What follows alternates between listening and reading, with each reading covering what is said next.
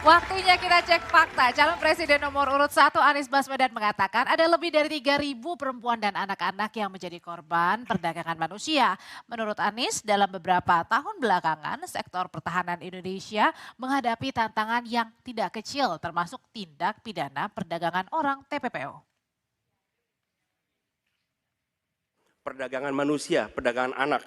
Bagaimana perempuan, anak-anak menjadi korban lebih dari 3.000 orang. Dan narkoba menyerbu Indonesia.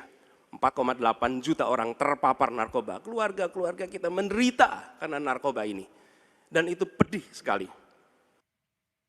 Oke, kita lihat pernyataan dari Capres nomor urut 1 soal TPPO atau perdagangan manusia, Mas. Iya, jadi tadi Anies Baswedan menyebutkan bahwa memang perdagangan manusia ini, terutama yang korbannya anak perempuan, menjadi satu perhatian yang harusnya lebih serius lah ya.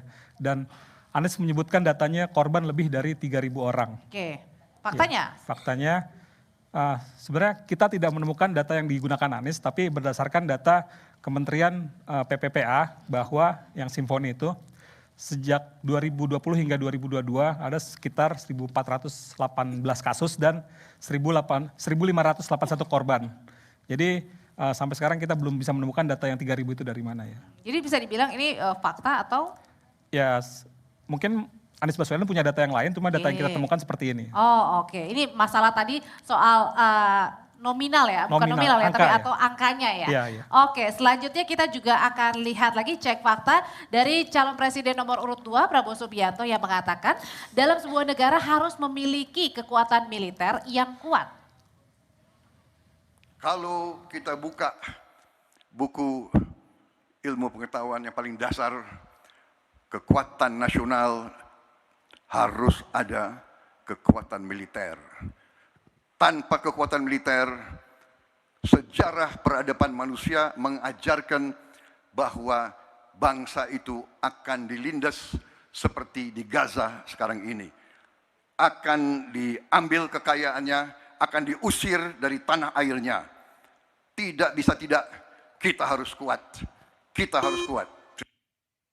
Kita harus kuat dalam kekuatan militer. Mas Bayu. Ya ini memang menarik karena Pak Prabowo menyebutkan buku ilmu pengetahuan yang paling dasar. Meskipun kita juga tidak tahu yang disebut itu buku yang dimana yang dirujuk ya. Bahwa tanpa kekuatan militer, sejarah peradaban manusia, bangsa akan dilindas atau diambil kekayaan alamnya. Tapi ya kita lihat juga faktanya adalah. Oke, kita lihat. Memang kalau kita bicara soal kesiapsiagaan tentara, memang tidak hanya dari jumlah ya, tapi juga kemahiran dan bisa juga termasuk profesionalisme atau kualitas persenjataan. Tapi yang mungkin dilupa adalah mungkin Pak Prabowo latar belakangnya militer ya. Dia memperlihatkan bahwa yang penting dalam pertahanan militer. Tapi ada beberapa negara yang memang tidak punya militer, tapi bisa eksis karena kekuatan diplomatiknya. Contohnya misalnya kayak Andorra, dia memiliki kesepakatan diplomatik dengan Spanyol dan Italia kalau nggak salah. Jadi dengan Spanyol dan Prancis. Jadi Andorra memiliki kesepakatan kalau Andorra diserang, dua negara itu yang akan membantu. Atau Islandia punya kesepakatan diplomatik dengan Amerika. Ketika Islandia diserang, maka Amerika akan ikut membantu Islandia. Artinya bukan satu-satunya tentang kekuatan Artinya militer bukan satu-satunya kekuatan militer, tapi yang lebih penting juga kekuatan diplomatik ya. Oke, berikutnya kita juga akan cek fakta dari calon presiden nomor urut 3 Ganjar Pranowo yang menyebut dia pernah melakukan pertemuan dengan istri Jenderal Hugeng Ima Santoso. Nah, dalam pertemuan itu kepada Ganjar, Mary menyinggung mengenai polisi yang mengayomi dan hidup dengan sederhana.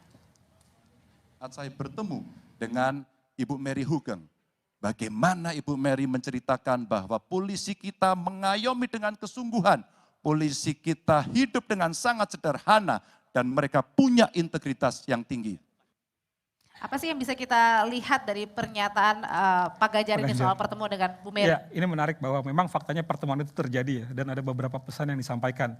Cuma yang Pak Ganjar belum sampaikan adalah dalam konteks kapan pernyataan Ibu Mary itu disampaikan tentang polisi yang mengayomi hidup sederhana. Kalau kita bicara Hugeng memang sebagai sosok yang sederhana ya, polisi yang sederhana kita tahu itu ya.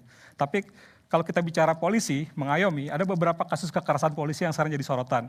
Terus juga ketika kita bicara gaya hidup, bahkan ketika kasus Verdi Sambo misalnya ada waktu itu Brigjen Andirian disorot karena gaya hidup bajunya yang mewah gitu ya. Padahal juga Kapolri di zaman Tito Karnavian pernah mengeluarkan perkap khusus untuk melarang anggota Polri bergaya hidup mewah. Ini juga menarik sebenarnya. Tapi mungkin yang dimaksud Pak Ganjar ini harapan agar harapan Bu Mary agar polisi kita bisa mengayomi dan hidup sederhana ya, tidak foya-foya atau hedonisme.